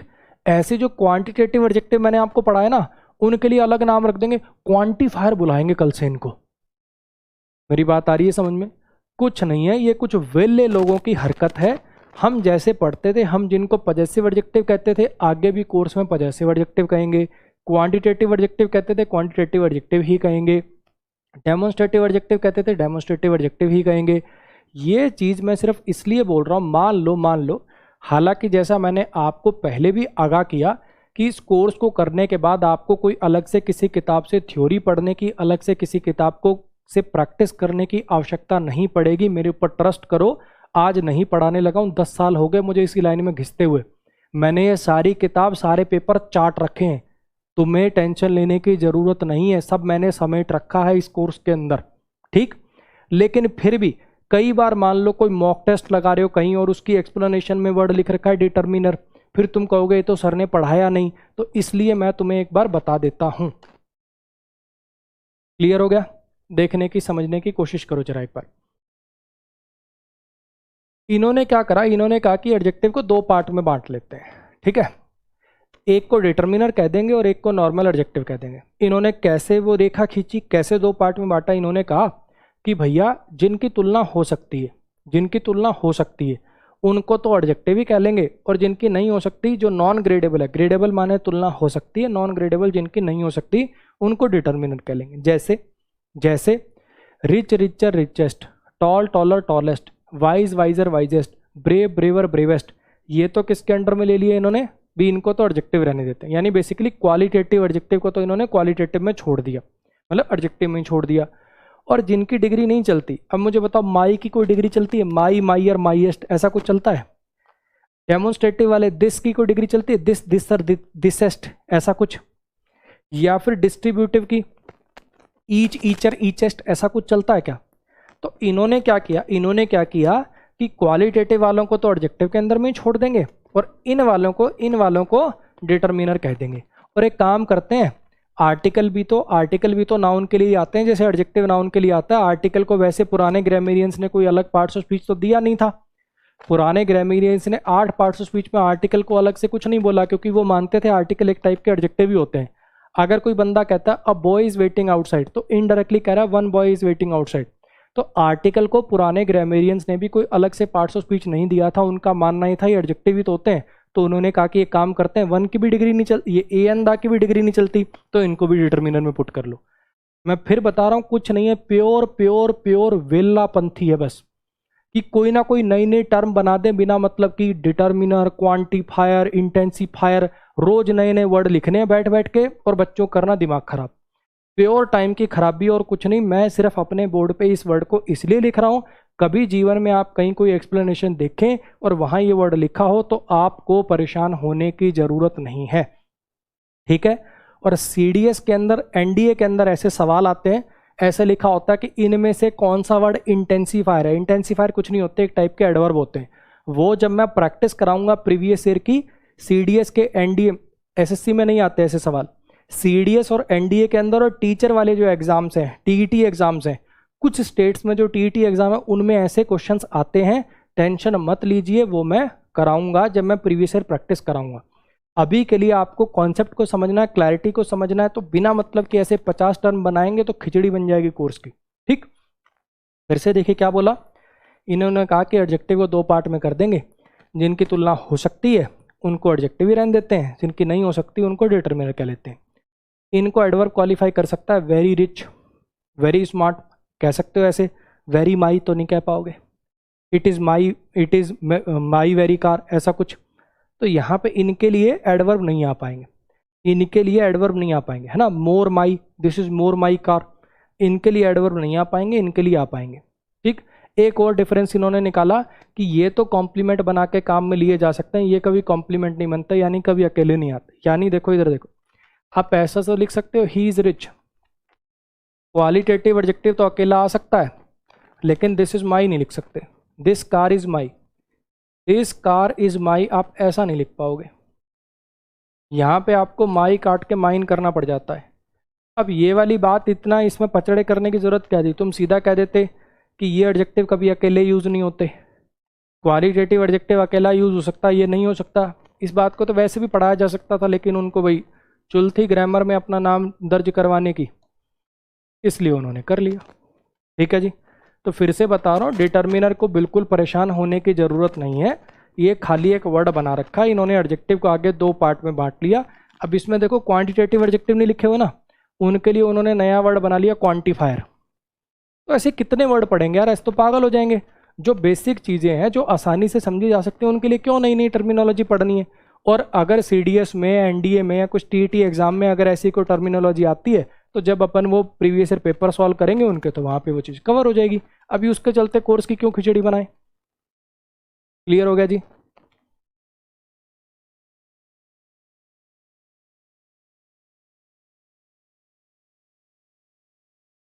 चलो जी, नेक्स्ट पे आ जाइए। अब आगे अपना आ गया, अब आगे अपना आ गया पजेसिव एडजेक्टिव। अब आगे जी अपना आ गया पजेसिव एडजेक्टिव। अब possessive pronoun versus possessive adjective कह रहे हो तो अपन ने पढ़े थे। पजेसिव एडजेक्टिव पजेसिव प्रोनाउन कैरियर अपन ने पढ़े थे, हाँ के ना। ये तो पहले करा चुका हूँ, इसलिए ज़्यादा सेंटेंसेस है नहीं, इसलिए यहाँ पे ज़्यादा सेंटेंसेस आपको दिखेंगे नहीं, एक ही सेंटेंस दिखेगा, क्योंकि ये कॉन्सेप्ट में प्रोनाउन में बहुत डिटेल में करा चुका हूँ। एक बार इसको अपने आप करके दिखाना, एक बार इसको अपने आप में करके दिखाना।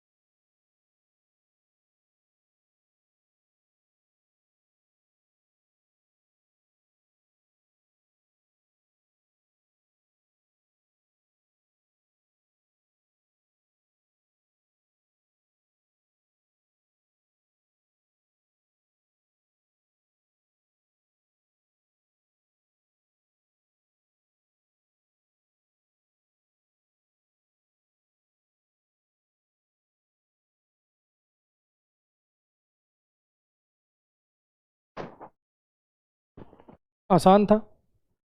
माई mine dog is much stronger than yours, मेरा जो डॉग है वो कहीं ज़्यादा स्ट्रॉन्ग है तुम्हारे वाले से, मेरा जो डॉग है वो कहीं ज़्यादा स्ट्रॉन्ग है तुम्हारे वाले से। अब डॉग क्या बन गया, सब्जेक्ट बन गया। इज आपका लिंकिंग वर्ब बन गया। स्ट्रॉन्गर आपका एडजेक्टिव बन गया, सब्जेक्ट कॉम्प्लीमेंट की तरह से काम करेगा। मच इसकी इंटेंसिटी बढ़ाने वाली एडवर्ब डिग्री बन गई। देन आपका कंजंक्शन है। योर्स आपका सब्जेक्ट नंबर 2 है, जिसका मतलब है योर डॉग, और आगे इज वर्ब अंडरस्टूड है। अब यहाँ पे आपको पता है कि डॉग नाउन पर पोजेशन बनाने का काम पजेसिव प्रोनाउन थोड़ी पजेसिव एडजेक्टिव करेंगे, इसलिए यहाँ पर माई नहीं, इसकी जगह पे माई पजेसिव एडजेक्टिव का यूज होगा। बोलो जी, क्लियर हो गया। और ऐसे ही अगर यहाँ पे योर लिखा होता तो योर्स करना पड़ जाता। इस टाइप के 50 एरो तो अपन ने प्रोनाउन चैप्टर के अंदर देख रखे हैं। नेक्स्ट पे आ जाइए। 2 मिनट का ब्रेक ले लो, फिर इसको डिस्कस करते हैं। जिसको वॉशरूम वगैरह जाना है भाग के जाओ, गोली की रफ्तार से जाओ, वापस आओ, फिर इनको डिस्कस करते हैं।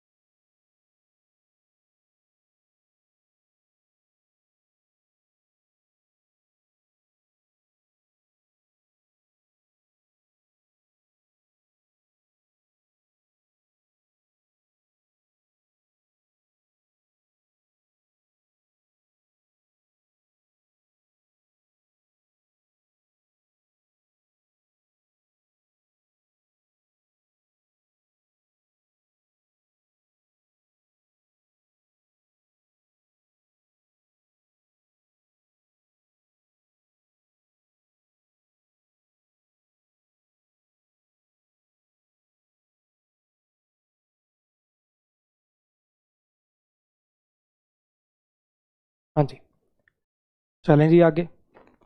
डेमोन्स्ट्रेटिव एडजेक्टिव पढ़े अपन ने, this that these, this car, that boy, these boys, those boys, these chairs, those chairs, this girl, that girl, पढ़े अपन ने डेमोन्स्ट्रेटिव एडजेक्टिव।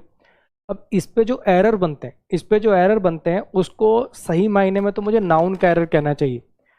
इसको यूज करके इसके बेस पर जो सवाल बनाए जाते हैं वो सही मायने में एडजेक्टिव चैप्टर का एरर है नहीं, वो नाउन चैप्टर का एरर है। देखो कैसे, यहाँ पे मैंने सेंटेंस लिखा, ये जो कैटल है, ये जो मवेशी हैं, ये मिस्टर यादव के हैं जो कि वेल नोन पर्सन है हमारे गांव के। ये जो न्यूज़ है बिल्कुल बेसलेस है, तो तुम्हें परेशान नहीं होना चाहिए, ठीक है। अब यहाँ पे जरा समझने की कोशिश करना, जब मैं आपको नाउन चैप्टर पढ़ाऊंगा, जब मैं आपको नाउन चैप्टर पढ़ाऊंगा तब बताऊंगा कि कैटल किसी एक गाय एक भैंस के लिए नहीं लगता। एक ही गाय है तो काओ नहीं कह दोगे, एक ही भैंस है तो बफलो नहीं कह दोगे, मेरी बात समझ रहे हो।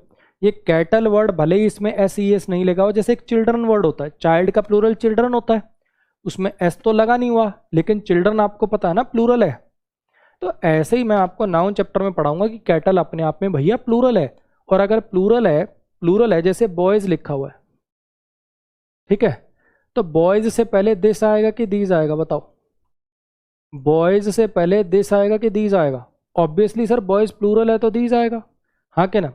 भले इसमें एस नहीं लगा हुआ तो, लेकिन ये है तो अपने आप में प्लूरल, तो इसमें इसमें इस बार दिस नहीं, किसका यूज करना पड़ेगा आपको? दीज का यूज करना पड़ेगा। और अगर सब्जेक्ट प्लूरल है तो वर्ब भी प्लूरल आएगी, यानी यहाँ पे बिलोंग्स नहीं बिलोंग आएगा। नाउन में ऐसे एस लगाने से प्लूरल होता है, वर्ब में ऐसे एस लगाने से सिंगुलर हो जाती है। मेरा सब्जेक्ट प्लूरल है तो वर्ब भी प्लूरल चाहिए, ये इसमें एरर था। अब खुद सोचो इसको मैं किस चैप्टर का एरर कहूँ, क्या मैं इसको एडजेक्टिव का एरर कहूँ? चेंजेस भले ही मैंने एडजेक्टिव और वर्ब में किए हैं, लेकिन मैंने किए किसके बेस पे? नाउन के बेस पे किए हैं, तो कायदे से ये नाउन चैप्टर के एरर्स हैं। लेकिन चलो यहाँ भी बता दिए, वहाँ भी बता देंगे। ऐसे इसको देखो, जब नाउन चैप्टर पढ़ाऊंगा तो मैं बताऊंगा भले ही इसमें न्यूज़ के लास्ट में एस लगा हुआ है, एस को देख के ऐसे में सोचना प्लूरल है, एक है तो भी न्यूज़, 50 है तो भी न्यूज़। ये न्यूज़ एब्स्ट्रैक्ट नाउन होता है एक टाइप का। न्यूज़ के साथ वर्ब कैसी आती है? सिंगुलर आती है। अगर बहुत सारी न्यूज़ कहना है तो पीसेज ऑफ न्यूज़ करके फिर प्लूरल करना पड़ता है, वरना अगर अकेला न्यूज़ लिखोगे तो वो सिंगुलर ही माना जाएगा। तो यहाँ पे आपको दिस नहीं क्या लिखना पड़ेगा, मतलब दीज नहीं क्या लिखना पड़ेगा, दिस लिखना पड़ेगा। और वर्ब कैसी लगानी पड़ेगी? सिंगुलर लगानी पड़ेगी। बोलो जी, क्लियर हो गया जी? हाँ जी। आ जाइए अब जरा इस पे, डिस्ट्रीब्यूटिव एडजेक्टिव। अगर आपको याद हो तो मैंने आपको एक बात बोली थी, ये जो वर्ड है each either neither, each either neither, ये प्रोनाउन भी हो सकते हैं और एडजेक्टिव भी हो सकते हैं। ईच ईदर नीदर ये प्रोनाउन भी हो सकते हैं और एडजेक्टिव भी हो सकते हैं, हाँ के ना। लेकिन ये जो वर्ड है और सिर्फ एडजेक्टिव हो सकता है। अब इस बात पे सवाल कैसे बनते हैं? ये दो एरर हैं, दोनों में अलग अलग टाइप का थोड़ा सा कॉन्सेप्ट है। एक बार आप अपने आप ट्राई करो, खुद से करने का मजा ही अलग है। एक बार आप ट्राई करो, फिर मैं कराता हूं, करो ट्राई।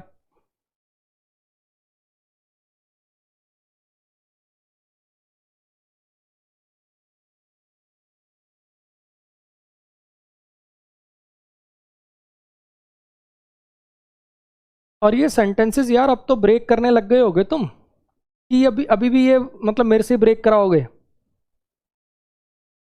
सब्जेक्ट हो गया भाई, ये डेमोन्स्ट्रेटिव एडजेक्टिव हो गया, वर्ब हो गया, प्रीपोजिशन हो गया, ऑब्जेक्ट हो गया, रिलेटिव प्रोनाउन हो गया जो सब्जेक्ट की तरह से काम कर रहा है, साथ साथ कंजंक्शन की तरह से काम कर रहा है, ये लिंकिंग वर्ब हो गया, ये वेल नोन जो है, वेल इसके लिए एडवर्ब है, नोन पास्ट पार्टिसिपल है, एडजेक्टिव है, पर्सन सब्जेक्ट कॉम्प्लीमेंट है, नाउन है, ऑफ प्रीपोजिशन है, विलेज इस प्रीपोजिशन का ऑब्जेक्ट है, आर पॉजेसिव एडजेक्टिव है।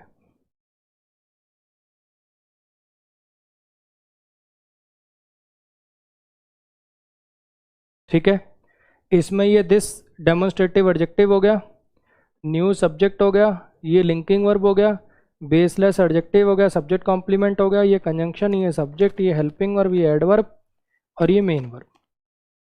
अब बच्चे थोड़ी सी हाथों से मेहंदी झाड़ो, 15-20 क्लास होने को ही करो खुद थोड़ा मोटा, है ना।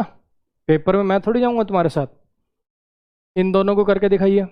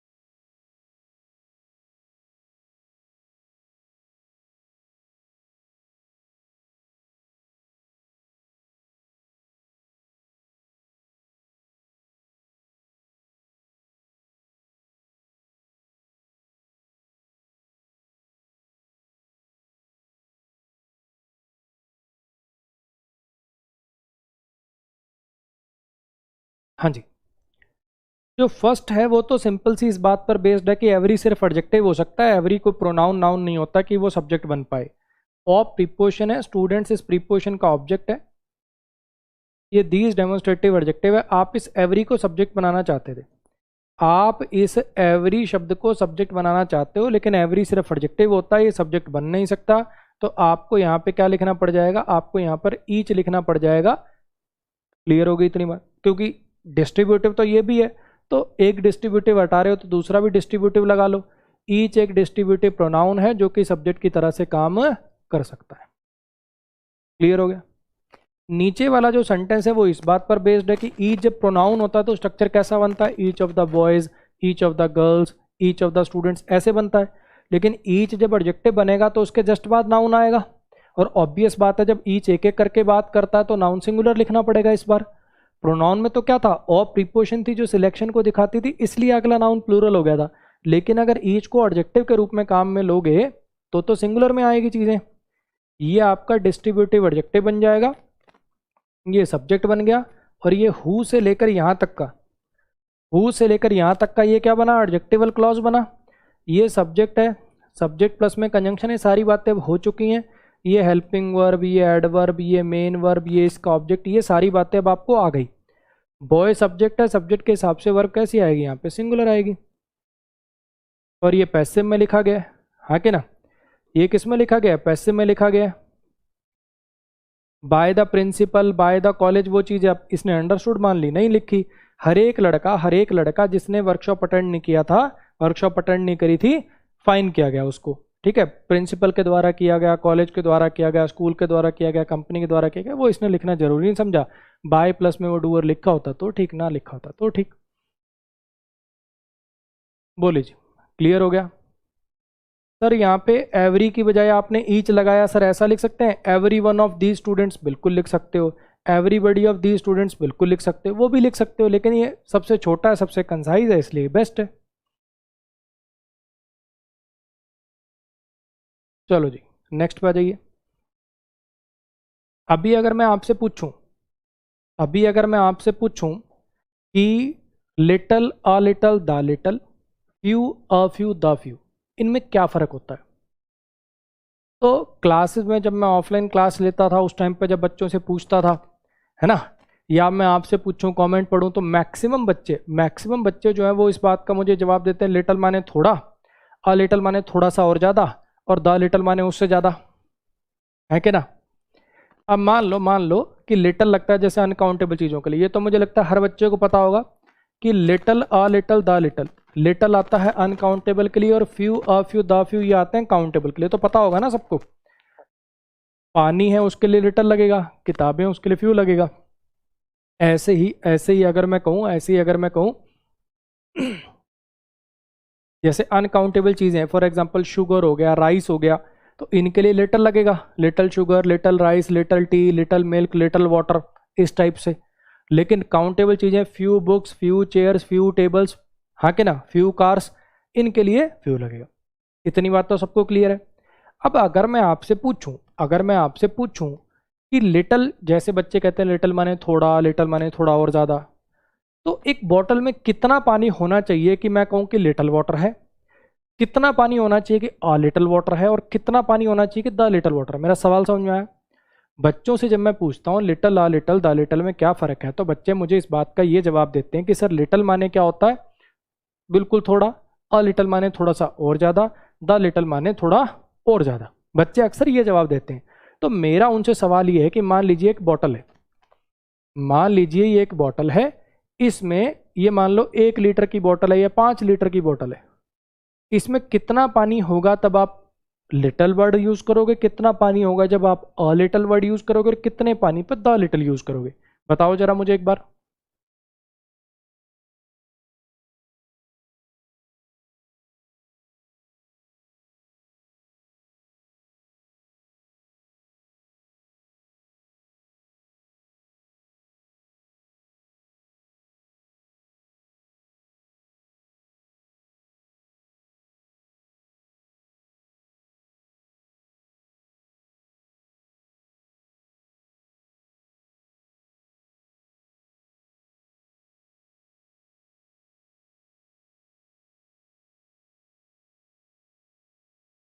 हाँ जी सर, ऐसा कोई फिक्स तो नहीं है।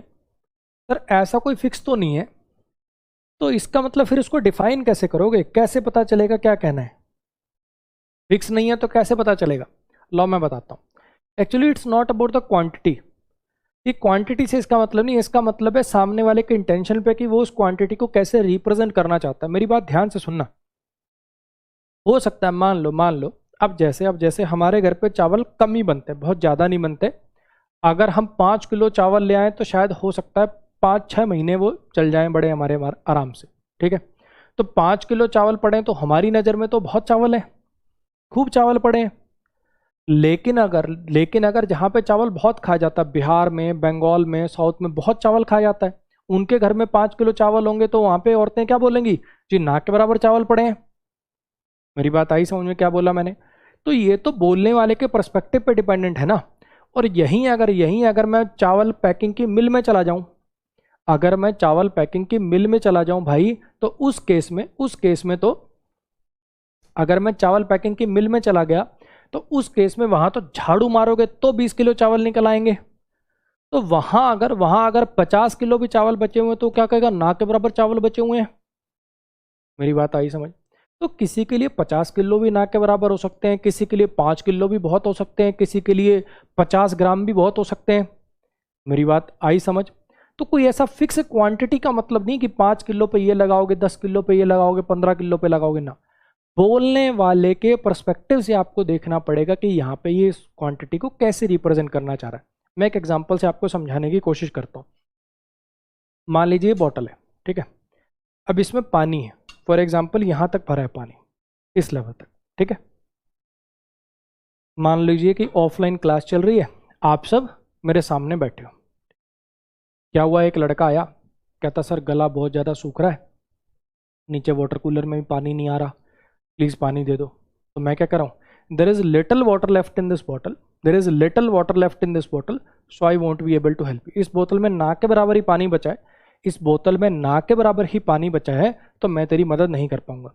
लिटल का हम यूज़ करते हैं नेगेटिव सेंस देने के लिए, लिटल का हम यूज़ करते हैं नेगेटिव सेंस देने के लिए, लिटल का यूज़ करते हैं नेगेटिव सेंस देने के लिए। जब हमें ना के बराबर वाला मीनिंग देना होता है, जब हमें कहना होता है ना के बराबर, तब हम लिटल का यूज़ करते हैं। ठीक है जी, क्लियर हुआ? अच्छा, अब सिनेरियो नंबर 2, ठीक है। थोड़ी देर बाद एक लड़की आ गई, थोड़ी देर बाद एक लड़की आ गई, है ना। अब वो समझ रहे हो, आते ही actually sir it's very hot in there, you know, and there is no water in the water cooler also, so sir will you be able to help me please.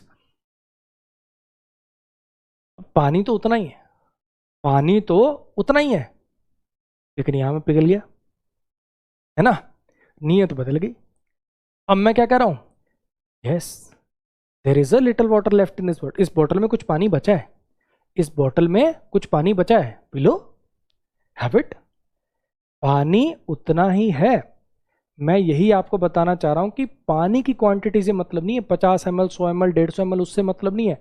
बोलने वाला उस क्वांटिटी को किस वे में रिप्रेजेंट करना चाहता है, उससे मतलब है। तो अ लिटिल कब यूज करते हैं, जब हम उस क्वांटिटी, तो देखो थोड़ी रहेगी, क्वांटिटी तो थोड़ी ही है, लेकिन थोड़े को भी पॉजिटिव और नेगेटिव में रिप्रेजेंट किया जा सकता है ना यार। अब वही बात है कि पानी का गिलास है, एक तो मैं कह सकता हूँ हाँ इस गिलास में थोड़ा पानी है, और एक मैं कह सकता हूँ इस गिलास में ना के बराबर पानी है। पानी बराबर है, लेकिन नजरिए का फर्क है। ठीक, अब मान लो उस लड़की ने वो पानी पी लिया, अब एक और लड़की आ गई, उसने फिर से पानी मांगा। मैंने कहा भैया जो थोड़ा मोटा जितना भी पानी था वो तो वो पी गई, the little water that I had, जो थोड़ा मोटा पानी मेरे पास था वो तो मैंने उसको दे दिया। द लिटल लगाते हो जब थोड़ी मोटी जितनी भी क्वांटिटी थी उस सारी को रिप्रेजेंट करना हो, द लिटल तब लगाते हो जब थोड़ी मोटी जितनी भी क्वांटिटी थी उस सारी को ही रिप्रेजेंट करना हो। अब आ जाओ इस पे, सेम बात few a few the few के लिए, सेम बात फ्यू अ फ्यू और द फ्यू के लिए। मान लो एक लड़का आया मेरे पास, उसने कहा सर आपके पास कुछ किताबें पड़ी होंगी वो दे दो, प्रैक्टिस कर लूँगा मैं। मैंने कहा भैया मेरे पास तो ना के बराबर किताबें हैं, आई हैव फ्यू बुक्स, मेरे पास तो ना के बराबर किताबें हैं, so I won't be able to help you. ऐसे कहना तो फ्यू लगा दिया, ठीक। अब मान लो मेरे चाचा का लड़का आ गया है, या मेरा बड़ा खास दोस्त आ गया, अब उसको क्या करो, हाँ मेरे पास थोड़ी मोटी किताबें, I have a few books you can take them. थोड़ी मोटी किताबें हैं, तो किताबें सेम है, मैं यही बता रहा हूँ। It's not about the number, it's not about the quantity, it's about how a person is trying to represent that quantity, कि उस क्वांटिटी को आप रिप्रेजेंट कैसे करना चाहते हो। समझ आया? द फ्यू कब लगाऊंगा भैया? तो जो थोड़ी मोटी किताबें मेरे पास थी वो तो मैंने मोहन को दे दी। The few books I had were given to Rohan. जो थोड़ी मोटी किताबें मेरे पास थी वो तो रोहन को दे दी गई थी। समझ में आया? हाँ जी, समझ में आया। लिटल मतलब ना के बराबर, अ लिटल माने क्वांटिटी उतनी है, थोड़ा। ये नेगेटिव सेंस में, पॉजिटिव सेंस में पूरी quantity, negative sense positive sense पूरी क्वांटिटी, ऐसे ये चलता है जी। अब इसके बेस पे कुछ सवाल है, पहले आप ट्राई करके दिखा दो मुझे इनको करना।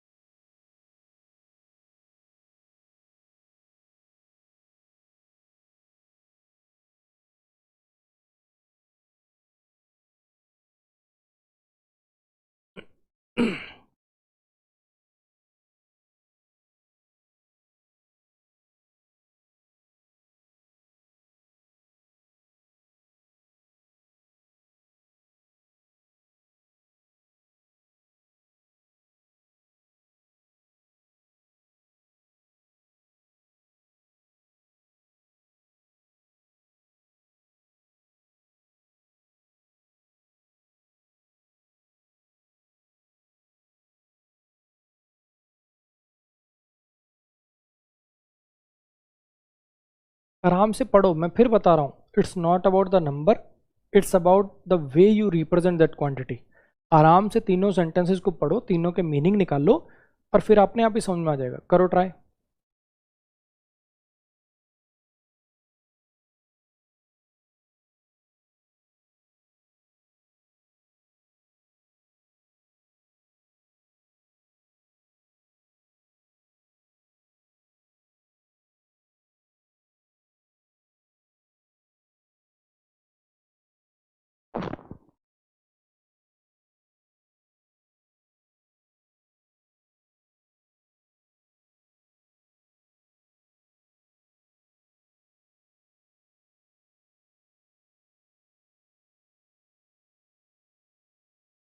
हाँ जी, आ जाइए। Aman feels very lonely as he has a few friends in Jaipur. Aman बड़ा लोनली फील करता है। पहले तो एक बार जल्दी से मीनिंग से देख लें कि साथ साथ तोड़ भी दें, साथ साथ ही कर लेते हैं। चलो, अमन सब्जेक्ट है, अगर आपको याद हो तो पिछली क्लास में मैंने आपको पढ़ाया फील लिंकिंग वर्ब होती है। प्रोनाउन की लास्ट क्लास में बताया ना, फील लिंकिंग वर्ब होती है। अमन कैसा फील करता है? लोनली फील करता है, ये एडजेक्टिव है बच्चे। एल वाई को देख के पिघल मत जाना, एल वाई को देख के एडवर्ब मत कर देना। लोनली पर्सन, लोनली पर्सन, हाँ के ना, एडजेक्टिव की तरह से काम करता है। बहुत सारे ऐसे वर्ड हैं जिसके लास्ट में एल वाई आता है, लेकिन वो एडवर्ब नहीं, एडजेक्टिव होते हैं। याद कराऊं एक आध, एक बिल्कुल आसान। He bought a costly house. क्या होता है costly? Costly house, costly car, costly bag. क्या होता है कॉस्टली? एडजेक्टिव होता है। तो एल वाई को देख के पिघल मत जाना। हाँ, जनरली एल वाई वाले एडवर्ब होते हैं, लेकिन पत्थर की लकीर नहीं है। एडवर्ब चैप्टर में दुनिया जान के पढ़ाऊंगा, manly, womanly, godly, lively, lonely, deadly, miserly, niggardly, दुनिया जहान के लिखवाऊंगा ऐसे एल वाई वाले वर्ड जो एडवर्ब नहीं एडजेक्टिव होते हैं। तो अभी के लिए आप समझ पा रहे हो कि अमन लोनली फील करता है। लिंकिंग वर्ब चेक करने का दूसरा तरीका इज पुट करो यहाँ, अमन इज वेरी लोनली। अमन बहुत अकेला है, सही बैठ रहा है, तो यहाँ पे यानी क्या? लोनली एडजेक्टिव है। समझ आ गया? वेरी क्या हो गया जी? एडवर्ब हो गया, डिग्री वाला, वो तो आपको पता ही है। अमन बहुत लोनली फील करता है क्योंकि, एज यहाँ पर कंजंक्शन है, क्योंकि मतलब है, ही सब्जेक्ट है, हैज़ आपका मेन वर्ब है, फ्रेंड्स आपका ऑब्जेक्ट है। लिंकिंग वर्ब मत कर देना इसको, ही और फ्रेंड्स एक नहीं है, कहीं लिंकिंग वर्ब टाप दो इन प्रीपोजिशन, और ये इसका ऑब्जेक्ट है। अमन लोनली फील करता है क्योंकि उसके कुछ दोस्त हैं। ऑफ यू तो पॉजिटिव सेंस होती है। अमन लोनली फील करता है क्योंकि उसके कुछ दोस्त हैं। अरे लोनली फील करता है, नेगेटिव बात करनी है तो ना के बराबर दोस्त करो ना, तो यहाँ पे क्या आ जाएगा? ए कट जाएगा, ये फ्यू इसके लिए क्वांटिटेटिव एडजेक्टिव बन जाएगा। ना के बराबर दोस्त कहना था। इस पे आ जाइए। They stole a little money that he has saved for his daughter's marriage. Pronoun chapter का सेंटेंस है, बिल्कुल डिट्टो सेम। उन्होंने वो थोड़े मोटे पैसे जो थे वो चुरा लिए। उन्होंने वो थोड़े मोटे पैसे जो थे वो चुरा लिए। कुछ याद आ रहा है? रिलेटिव प्रोनाउन है, ऑब्जेक्ट की तरह से काम करेगा, ऑब्जेक्ट प्लस में कंजंक्शन बनेगा, subject, helping verb, main verb, preposition, possessive adjective, marriage क्या है, इस प्रीपोजिशन का ऑब्जेक्ट बन गया, हिज क्या बन गया, पजेसिव केस में लिखा गया नाउन हो गया। ये सारी बातें याद आई हैं, तो पहले पढ़ा चुका हूं मैं। अब ऐसे कौन से चोर होते हैं भैया जो, अच्छा उन्होंने थोड़े पैसे चुरा लिए, छोड़ के जाता कोई चोर कि जितने होते हैं सारे लेके जाते हैं। और ये दैट से भी पता चल रहा है कि यहाँ पे एम्फोसिस आया होगा, और एम्फोसिस कैसे आएगा, द लिटिल लिखने से। कॉमन सेंस भी कह रही है कि जितने थोड़े मोटे जितने भी थे वो सारे के सारे चोरी किए जाएंगे, और दैट से पता चल रहा है यहाँ पे द लिटिल आएगा। और ये जो द लिटिल है ये क्वांटिटेटिव एडजेक्टिव की तरह से काम करेगा, हाँ कि ना। अब कुछ बच्चों के मन में डाउट आ सकता है, सर लिटल तो आपने अभी बोला अनकाउंटेबल के लिए आता है, मनी के लिए लिटल कैसे आ गया, नाउन चैप्टर में पढ़ाऊंगा। देखो आप ना थोड़ा सा अभी हल्का सा हिंट देने की कोशिश करता हूँ। जैसे कॉइन का कॉइन्स कर सकते हो, कॉइन कॉइन्स, रुपी रुपीज, डॉलर डॉलर्स, इनको आप गिन सकते हो, इनको आप गिन सकते हो। कभी मनी का मनीज देखा आज तक आपने, सब कुछ मनी के अंडर में आता है, डॉलर हो, येन हो, टका हो, रुपी हो, सब मनी के अंडर में आता है। चाहे वो नोट हो चाहे वो कॉइन्स हो, सब मनी के अंडर में आता है।